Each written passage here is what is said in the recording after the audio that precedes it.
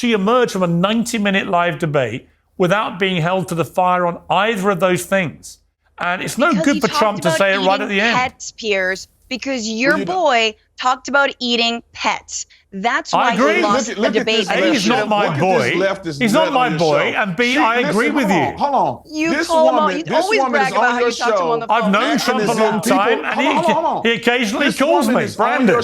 Piers, this woman is on your show. The young lady in the middle is on your show as an example of a leftist nut job. She's claiming that people are not complaining in the community in Ohio on television. I did it on my show. I showed it. People are complaining about Haitians eating these animals. Francesca Fiorentini was a guest on Piers Morgan's show, Piers Morgan Uncensored. She was part of a panel with Harry Sisson and two far-right MAGA nut jobs, Ben Ferguson and Brandon Tatum, host of the Officer Tatum show. As you can imagine, with a panel like this on Piers Morgan, things got very heated. It was also a lot of fun. Let's check this out. So Kamala Harris won the battle, but will she win the war of the election? How does Trump fight back? Did Harris finally define herself and her policies, or did she just surprise us all with basic competence? To debate this, I'm joined by TikTok influencer Harry Sisson, host of The Habituation Room, Francesca Fiorentini, podcast and radio host Ben Ferguson, and Brandon Tatum, the host of the Officer Tatum. Welcome to all of you. So we've had a bit of time to digest now what went on Tuesday night with this debate. Ben Ferguson, have you got any possible way of trying to claim Trump won this debate? This is why you and I are friends, Piers. I said it right afterwards. It was not his best debate. I think Kamala Harris was the one that technically won the debate. And then the question became, was his closing argument enough to actually make the American people look at their lives and say, was I better off when Donald Trump was president? Or am I better off now with Kamala Harris in charge? And that is going to be the saving grace, I think, for him, because if you looked at those that were undecided that were interviewed on CNBC afterwards and on CNN afterwards and ABC, they actually all said the same thing. They think Donald Trump's better at dealing with the economy. And when things are bad in the economy, that's what you look at. So I think that can save him. Now, if I'm Kamala Harris, I want another debate. And in the next debate, Donald Trump better do a much better job of showing up and talking about those issues that the American people care about, and they care about the economy. That is the nearest thing to an admission of defeat I've ever heard come from your lips. Look, I'm not going to sit here and go, oh, he killed it. It was his best debate ever. I mean, I was watching the TV going, come on, man, like, get in the fight. This is not that hard. You need to hammer her on this issue or that issue. And look, her record is her biggest downfall. And he got sidetracked. He took the bait from her far too often in the debate. And in the first debate, if you remember, you go back to when he was debating Biden, he never took the debate that night. Yeah. I think he walked in there thinking, she's going to be easy to beat. I'm going to be able to win this thing. And I'm going to do what I do. I'm Donald Trump. And it didn't work out that way. I thought he was complacent. Yeah, I mean, Francesca, I thought what was interesting was that Kamala Harris played to her strengths, which is as a prosecutor. She kept turning directly at Trump, mocked him, scorned him, but also kind of prosecuted him in the room on that debate stage. I thought very effectively. She did a lot better than I thought she would. She wasn't intimidated by Trump at all. And in the end, won that debate. But, you know, how significant is that going to be, do you think, when it actually comes to the election itself? I don't think you guys are giving Donald Trump enough credit. I absolutely think he won the debate, just not the one with Kamala Harris. He won the debate he was having with the cloud he was yelling at like Grandpa Simpson. And I do think he modeled real leadership up there, right? You know, in terms of like healthy eating, for example, because he forced Americans to eat all of his word salad. And I think that is a model of leadership. And I also think he was good on foreign policy. He didn't get enough credit for this. He was good on foreign policy because he can show that he can be a commander in chief. You know what I'm saying? Because every military person knows you need to have the element of surprise. And Donald Trump's mouth surprises his brain every single moment. And I thought that was perfect. And it was on full display. I mean, it was amazing that he talked about pets being harmed, because the only pet that was harmed was Donald Trump as he was dog walked by Kamala Harris. So I love. You're enjoying this, aren't you, Francesca? I mean, I'm not even like, I don't think Kamala Harris is a god emperor like the right thinks Trump is. But my God, could he not just finish one single thought and the bait. I mean, and this is what to your actual question. It's 3 against 1 is kind of hard. Well, on that point, so here they're going to start with the refs were against them. You know, Ben Ferguson they're going to cry about the moderators were against Trump when all they did was point out lies with his conspiracy theories about so-called post-birth abortion and Haitians eating pets. Both of these things are not true, but as we're gonna see later in the clips, these two clowns here are gonna lean into that. On that point, wait, no, but on the bait, I think the bait was really important. Hang on that point. I want to play a clip. I want to play a clip of Donald Trump talking to Sean Hannity on that very point. I think it was our best debate ever. I thought it was really good. We had 3 against 1, but I anticipated. Let's talk about that. 3 against 1, and all of her radical positions they leave on the table. Yeah. No, we had a lot of negative kind of stuff. Look, I saw on your show last night, they had 100% positive coverage on ABC. And I had 94% negative coverage. 93% negative. I exaggerate. You've been accused of plagiarizing your master's thesis. You tell the truth, you can have this bucket of... Now, Brandon, there's no doubt watching it that I felt that the ABC moderators went harder on Trump than they did on Kamala Harris. Francesca, you're eating a cat at the moment. Is this something you want to share with the group? I'm sorry, I thought we were still on a clip. I didn't know. I mean, I heard it was a rumor in Springfield, but it's happening in Los Angeles too. Very good. Very good. Let's get back to Brandon. Brandon, there's no doubt, I don't think, that the moderators were harder on Trump than they were on...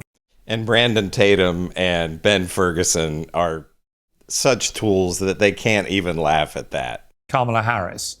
That's been borne out by people who've researched every part of the debate. However, you can blame the moderators to a point, but Trump is big enough and ugly enough to stand up for himself. He had plenty of airtime. He had 6 more minutes airtime than Kamala Harris. He could have used that time much more effectively, couldn't he? 1,000%. Donald Trump completely failed his preparation. I don't think he prepared at all. The debate should have been over the very first question. They say, are you better off, or is the American people better off now than 3 years ago? She jumped around and jumped through hoops and turned into a pretzel, avoiding that question. Donald Trump should have simply said, hey, stop talking. Or when they asked him, he should have said, don't come to me. Give her my time. Answer the question to the American people. Yes. She can't answer the question. She's lying already in the first part of the debate. The most consequential, important question ever she couldn't answer. Stevie Wonder can see it was a 3-on-1. They literally fact-checked everything and had prepared fact checks for him. Didn't fact-check nothing, and she lied 1,000 times. Yeah, Brandon Tatum, when you have a guy who's just up there peddling these crazy right-wing conspiracy theories, they're going to fact-check that. The moderators did the right thing. They did their job. This woman completely lied about Charlottesville. That's been already debunked. Amen. Think about this. What was debunked about Charlottesville? They brought up January 6th. Can you be quiet, please, for just 1 second? They brought up January 6th, which was a very long time ago, when he almost got assassinated. And they didn't even bring up the assassination. You know, these things show clear bias. And I'm not protecting Trump. He should have freaking prepared. He's like Michigan playing against Appalachian State and getting their butts handed to him. But you cannot avoid the fact that these people were moderating and supporting Kamala Harris during this debate. Yeah, and you know what, Harry?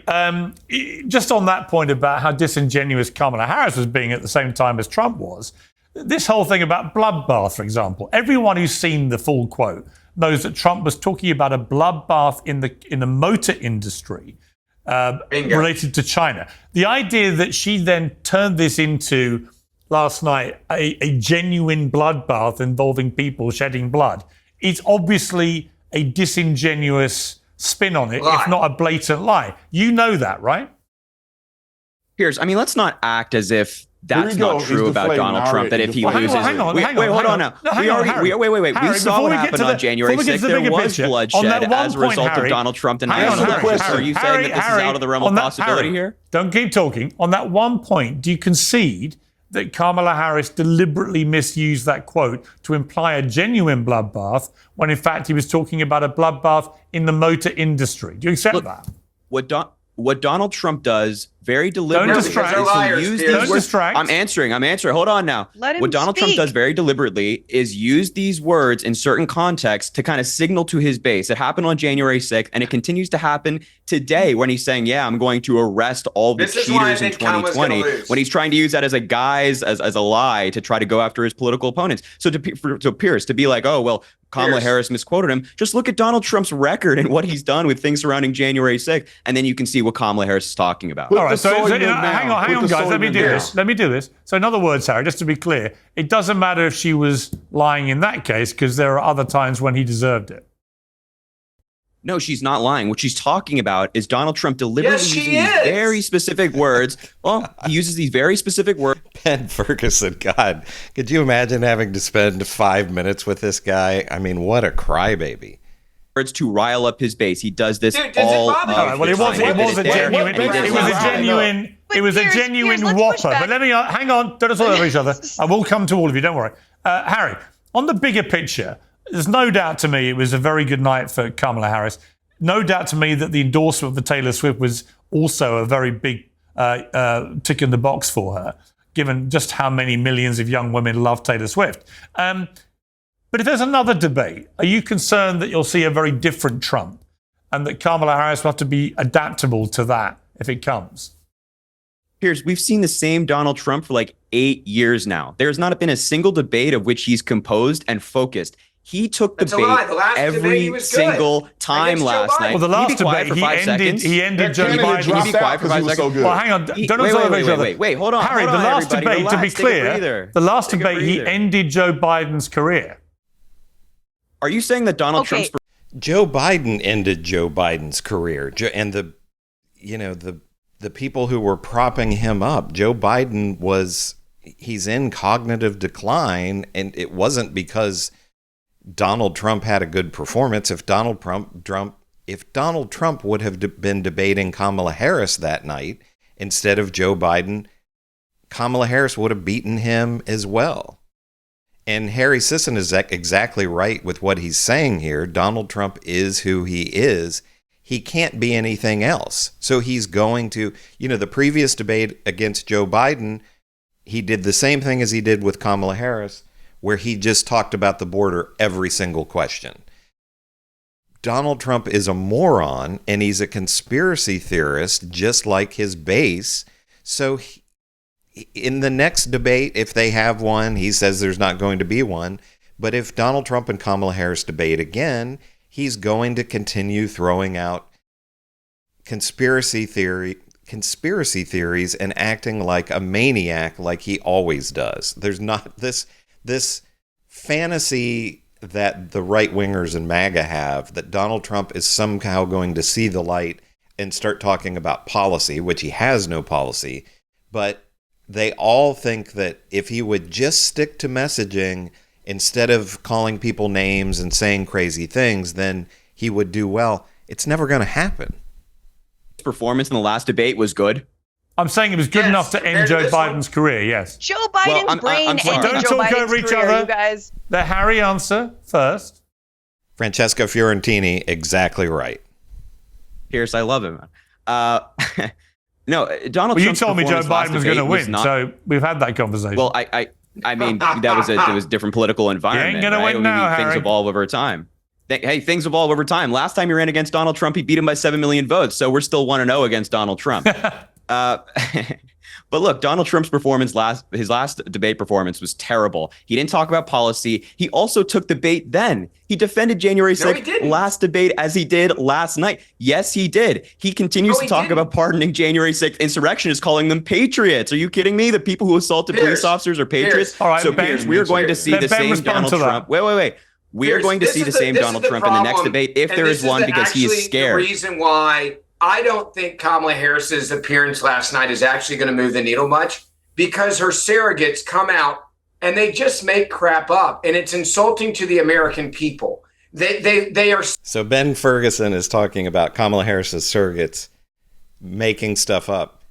We're going to see Donald Trump surrogates and Ben Ferguson and Brandon Tatum making stuff up here in just a moment. Sitting here and they'll tell you that Kamala you're supporting Harris a guy who continues to lie about the election. On issues like gun confiscation. She comes out and she says, "Oh, I'm now in favor of having fracking, even though I've always been against fracking." There's a problem with Kamala Harris. People don't believe her and they don't trust her.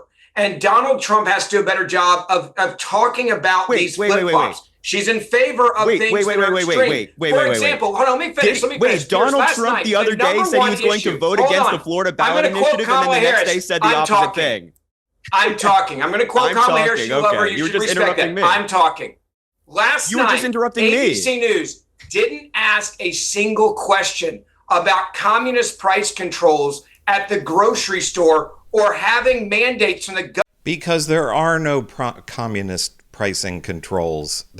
Because there are no communist price controls, you moron. Government to pay for housing. How the hell do you have a debate when her most controversial proposal goes to a Soviet-style system with grocery stores? And the reason why they didn't ask her is because they knew she couldn't defend it, and they realized it would hurt her too bad. So the entire debate, you go without asking that question, which she rolled out in her own words a couple weeks ago and said, "I'm just going to go after anyone that doesn't have a price of a good that I say you must sell it at," which would destroy the entire market. That is why Kamala Harris, I still think, is going to lose. Okay, Francesca, hang on. And also, Francesca, what about all her flip-flopping? Because that's been the big argument against Trump, that he's a relentless flip-flopper.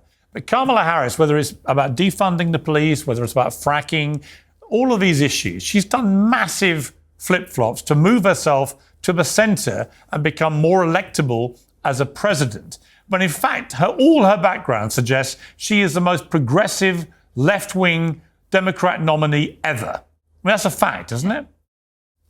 Man, I wish. I super wish. I mean, I'm a big Bernie girl. I'm a big old scary lefty. You know what I mean? Everyone would probably think I'm a crazy Marxist just because I want everyone to have health care. I wish. And sadly, I think you might be right, Piers. You know, Kamala Harris was asked about health care, and unlike Donald Trump, who quite literally has no plan, in fact, said he had the concepts of a plan, but excused himself by saying he wasn't president, therefore he didn't have a plan. Yeah, but my guy, you're running for president. But Kamala Harris also once said that she believed that we should expand Medicare and that we should lower the age to 55 and in effect be on our way to a public option, which again would help all Americans out, not just poor Americans, not just older Americans. Oh, don't interrupt, listen, buddy. Ted Don't Cruz interrupt, is best buddy. boy. Look, I know Ted lets you interrupt and whatever, but now you're on Piers' show. Let us talk, okay? I love this one-liner. Like, that hurts me. If you're going to talk about a record, then be honest with the people watching. Kamala Harris said she wanted to get rid of private insurance. I'm trying to agree with you, my guy. All right, hang on, time out. Let me bring in the only person who's not shouting at the moment, Brandon. Well, yeah, I mean, I think that she's a complete liar, and they didn't fact check anything she said. The young lady claims that Kamala Harris has a plan for healthcare. Well, she's going to do all these things. She haven't done anything. Didn't. She's been in Congress. I didn't say that. She's been a VP. She has done nothing. Their administration has done nothing. I think Donald Trump sealed the argument at the very end of the debate when he said, "You guys had 3 years. You didn't do nothing." But why did he leave it, Brandon? Why did Trump? Well, hang on, don't talk about it. They lowered the price of insulin. And meanwhile, Republicans in the Senate and the Congress are trying to overturn that. All right, They're trying to repeal the Inflation Reduction Act that allowed seniors to cap their insulin prices at $35 a month. If that administration, let me ask a different question. They should go back to paying. Let me ask a different question, please. Their own health. All right, Francesca, I'm moderating this, please. Now, Brandon, you raised an interesting point. Right at the end, Trump made by far his most powerful point. And he was coherent and articulate and said, "You promise all these things throughout this debate. Why haven't you done them?" Very good argument. And the two most powerful weapons he had were economy and inflation and ordinary day-to-day prices, which people are really feeling the pinch on, and immigration, where she was the immigration czar even though everyone tried to pretend late after she got the big gig that she wasn't, but she was, and she singularly failed in that task. But somehow she emerged from a 90-minute live debate without being held to the fire on either of those things. And it's no good for Trump to say it right at the end. Pets, Piers, because your boy talked about eating pets. That's why he lost the debate. A, he's not my boy. He's not my boy. And B, I agree with you. Hold on. You call him out. You always brag about how you talk to him on the phone. I've known Trump a long time, and he occasionally calls me. Brandon. Piers, this woman is on your show. The young lady in the middle is on your show as an example of a leftist nut job. She's claiming that people are not complaining in the community in Ohio on television. I did it on my show. I showed it. People are complaining about Haitians eating these animals. They're acting like this is just a made-up stuff released this morning as well. Wait, so I thought this guy was crying earlier about being interrupted. Now he keeps interrupting people. Can we get this guy like some moderation over here? Hey, soy boy, slow down a minute. What a douche this Brandon Tatum guy is. And you can also see, soy boy, you're going to go on TV and call somebody a soy boy. I mean, what a clown. And you can see the misogyny coming out with Brandon Tatum against Francesca Fiorentini here.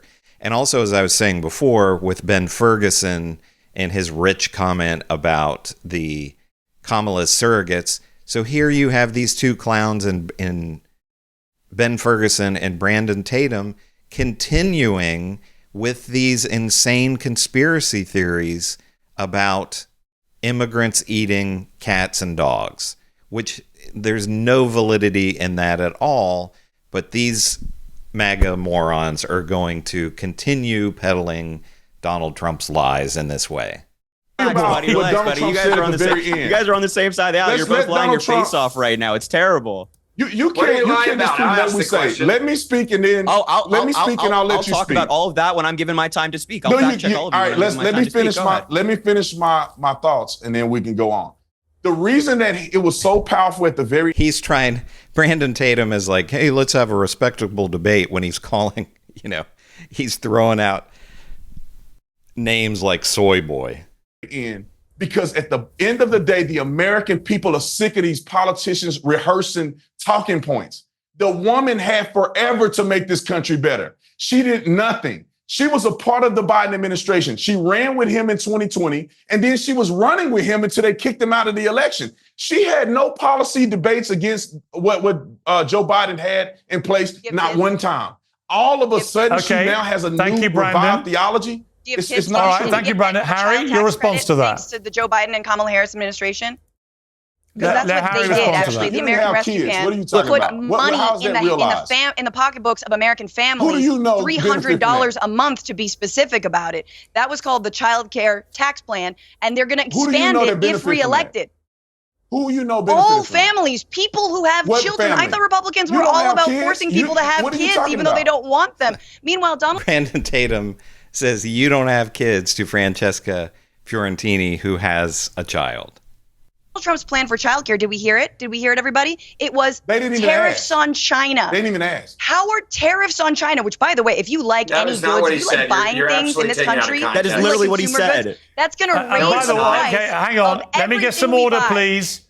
Let me get some order, please. The truth about tariffs on China, as even the moderators pointed out, is that actually, Joe Biden and Kamala Harris They've given Francesca Fiorentini, Piers Morgan has given Francesca Fiorentini very little opportunity to speak during this.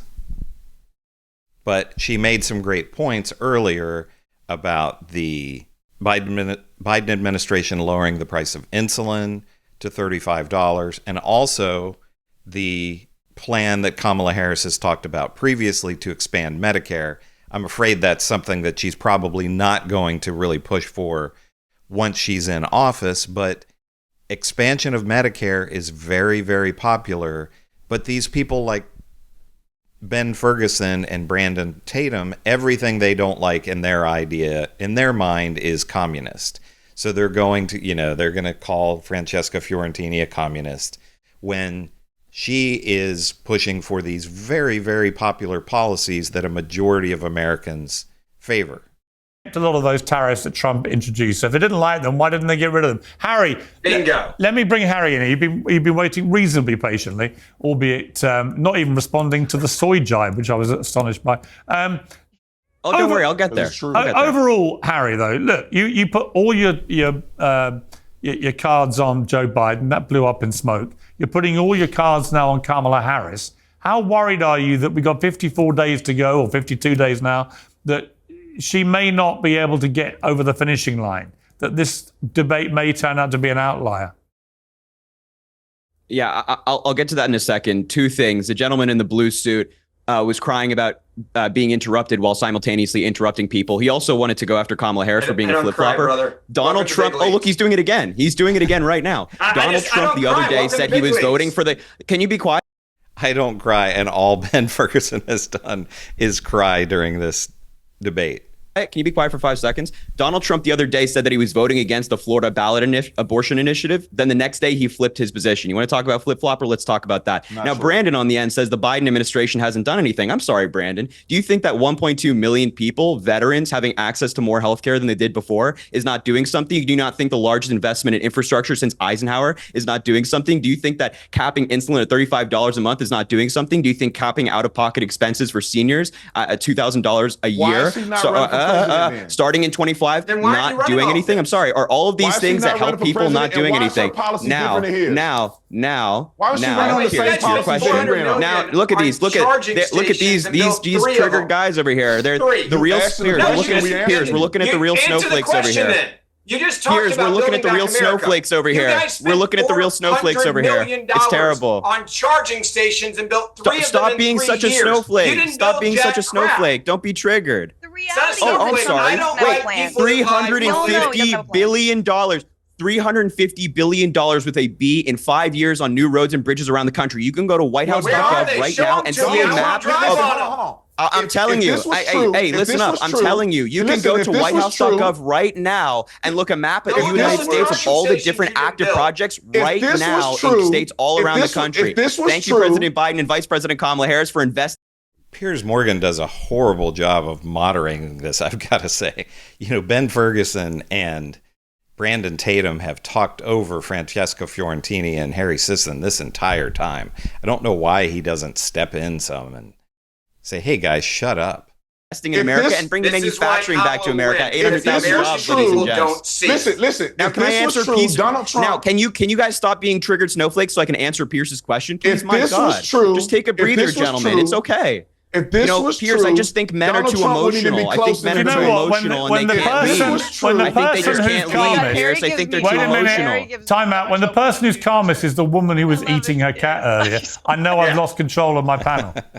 If this was true, because Francesca she's the calmest. She's also the smartest person on the panel. No offense to Harry Sisson, but Piers, to your question, if this was true, Piers, he's still triggered over there. Trump, he's still other way. He's still triggered over there. You're just talking fluff. If this Piers, was true, Brandon, I have to answer Pierce's question. Can you take a breather? Very quickly, Harry, actually answer the question, please. Very quickly. There we go. Thank you, Piers. What I was going to say is I'm not concerned about Kamala Harris not getting over the finish line. The debate was not an anomaly. It shows that she is so much better, so much more experienced than Donald Trump. She has the necessary resume to be the next president of the United States. And it wasn't even close, Piers. And I was amazed to see your tweet this morning talking about how, Kamala Harris wiped the floor with Donald Trump, and it was a bad night for Donald Trump. Yeah. I'm happy that for once we are on the same side of an issue. Well, I always call things exactly as I see them, as I'm sure you know, Francesca. So, Francesca, your final thoughts before we wrap up this. Yeah, I mean, I think sadly, Donald Trump had a chance to actually lay out a plan for healthcare, and he didn't. He had a chance to lay out a plan for IVF. He didn't. He had a chance to lay out a plan for the economy, and he didn't. And that is because his administration will be a siphon for taking money from the working class and funneling it up to the ultra wealthy, as he did when he was president before, with the largest tax breaks in American history that added $2 trillion to the debt and allowed billionaires to write off their private jets. Kamala Harris's biggest moment, and this is what I think a lot of Americans are voting on, is character. And Donald Trump allowing himself to be baited, allowing himself, please, Ted Cruz's best boy, allowing himself to be baited like that showed that he does not have These guys cannot. I don't know why Piers Morgan just doesn't cut their mics. to lead this nation. All right, hang on. Ben Ferguson, you can respond. Let me say this. I'm sorry that your biggest accomplishment is eating your cat on TV on Piers Morgan. I hang out and try to solve real problems with people that actually are in the government, running the government, Ted Cruz. If that's a knock on me for being successful, then hang out with my cat at home. I'm totally cool with that. You support a convicted felon for sexual abuse. Don't talk to me about character. The American people who liked that care right now. On Twitter? Again, I'll use your favorite woman's line. I'm speaking. The American people. I'm speaking, and all Ben Ferguson has done, along with Brandon Tatum, is interrupt throughout this panel. Right now are hurting. How about this? I don't care. You support a felon. That don't affect the American people. Piers, let me say this. Let me say this quickly. Please let him finish. You have a problem right now, and this is the reason why Kamala Harris is going to lose. The people that represent her have no care or clue about what's happening in America to people that are suffering.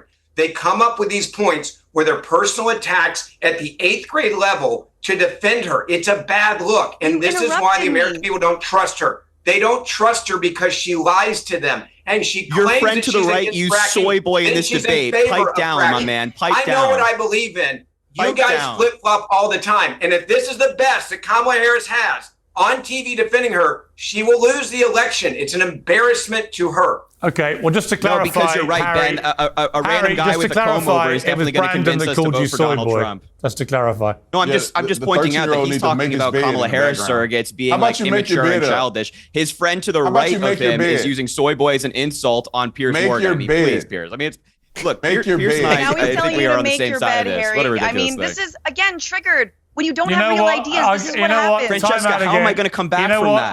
I'm going to make my bet because I'm actually exhausted by this panel. I have to say, you have literally exhausted me. So thank you all for joining me. It's going to run for 50-odd days now. This has been the most unpredictable, gripping, thrilling roller coaster race of all time. I cannot wait to see what happens, and I can't wait to have you all back for more of this measured, calm debate between good friends. Thank you. All right, so Ben Ferguson and Brandon Tatum, these guys are insufferable, in my opinion. You have Francesca Fiorentini and Harry Sisson, who actually tried to talk about some policy, and all these two morons did was just talk over the two of them. And, you know, the victimhood of MAGA and the right wing is just so hilarious to watch. They do nothing but cry.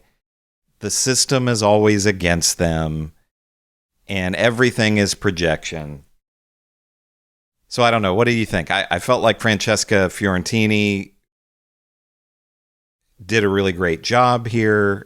Harry Sisson as well, and Ben Ferguson and